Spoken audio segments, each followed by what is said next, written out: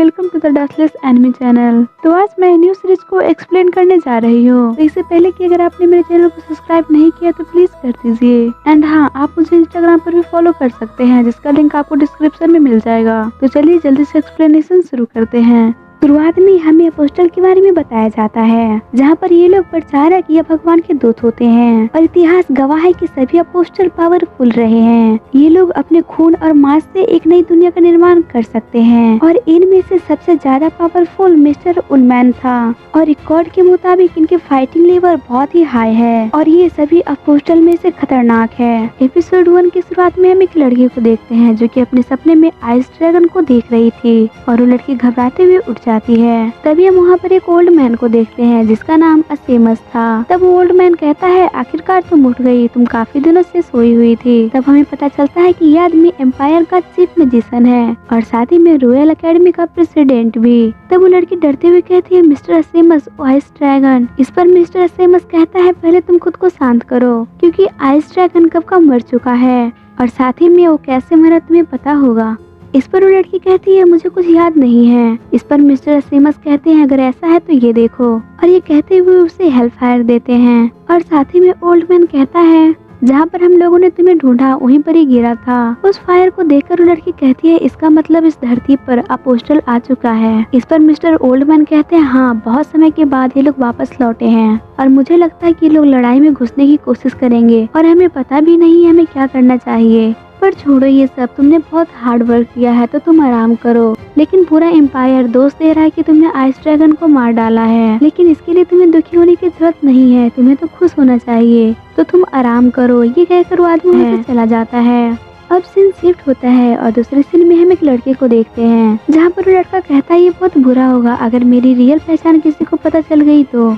लेकिन इस दुनिया में ऐसा कोई लेडी नहीं है जो मुझे एक सामान्य व्यक्ति की तरह अपनाए और मैं इस दुनिया में इसलिए आया हूँ ताकि मैं शादी कर सकूं और एक वाइफ बना सकूं। पर अब मुझे लगता है कि मुझे इस सिटी को छोड़ देना चाहिए और दूसरे सिटी को जाना चाहिए। तभी हम देखते हैं कि एम्पायर के कुछ गार्ड वहाँ पर आते हैं। तब एक बॉडी गार्ड कहता है, यहाँ पर सबसे ज्यादा लेट कौन आया। इस पर सभी लोग उस लड़की की ओर पॉइंट करते हैं। इस पर वो लड़का कहता है, क्या मेरा सच्चाई रिवील हो गया।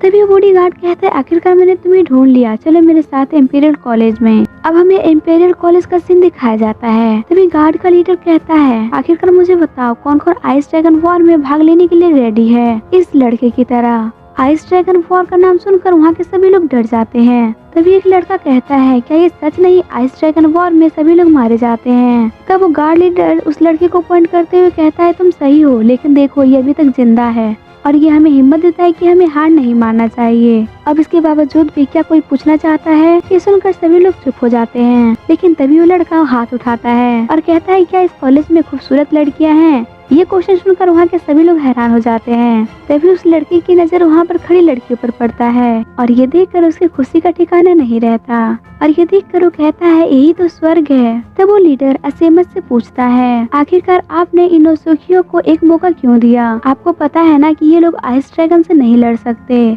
इस पर असेमस कहता है कि इन लोगों को भी चांस देना चाहिए, तभी तो हमें इनकी काबिलियत का पता चलेगा। अब सभी स्टूडेंट को इकट्ठा किया जाता है और साथ ही में लीडर कहता है, आप सभी को बधाई हो इस इंपीरियल कॉलेज में भाग लेने के लिए। अब आप लोगों का एंट्रेंस एग्जाम शुरू होगा और इसी बेस पर आप में से कुछ स्टूडेंट चुने जाएंगे। तो मैं आशा करता हूँ कि आप अच्छा करेंगे और जिंदा रहेंगे। ये कहते ही वहाँ पर बहुत सारे मैजिक विंडो ओपन होने लगते हैं। तब सबको पता चलता है कि लाइव एग्जाम है और इसमें रियल ड्रैगन से लड़ना होगा और जो लोग इसे सरवाइव कर पाएंगे वही चुने जाएंगे। और ये कहते ही मैजिक विंडो से अलग अलग एनिमल्स निकलने लगते हैं और सबसे पहले फायर वॉल्फ निकलता है। ये देखकर डरते हुए सभी स्टूडेंट इधर उधर भागने लगते हैं। वहीं पर वो लड़का लड़कियों से फ्लर्ट करते हुए कहता है, चिंता मत करो, मैं तुम्हें बचा लूंगा। लेकिन उस विंडो से बहुत सारे फायर वॉल्फ धीरे धीरे निकलने लगते हैं क्योंकि उनकी ताकत बहुत ही ज्यादा था और उनके सामने इन लोगों की पावर बहुत ही कमजोर पड़ रहा था। तभी हम देखते हैं कि वहाँ पर एक और लड़का आता है और कहता है, कैसे बेवकूफ की टोली है, इन लोगों को एक साथ मिलकर इन पर हमला करना चाहिए। और ये कहकर वो अकेले ही फायरवॉल्फ से लड़ने लगता है।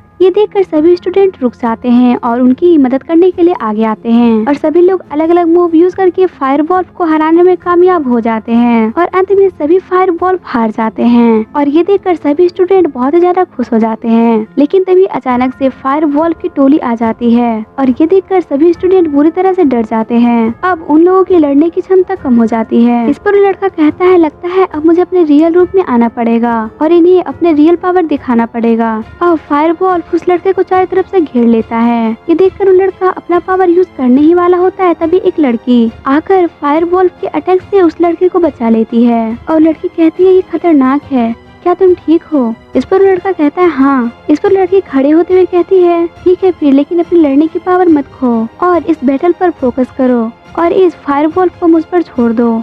और यहाँ पर देखते हैं कि लड़का पूरी तरह से इस लड़की से इम्प्रेस हो चुका था।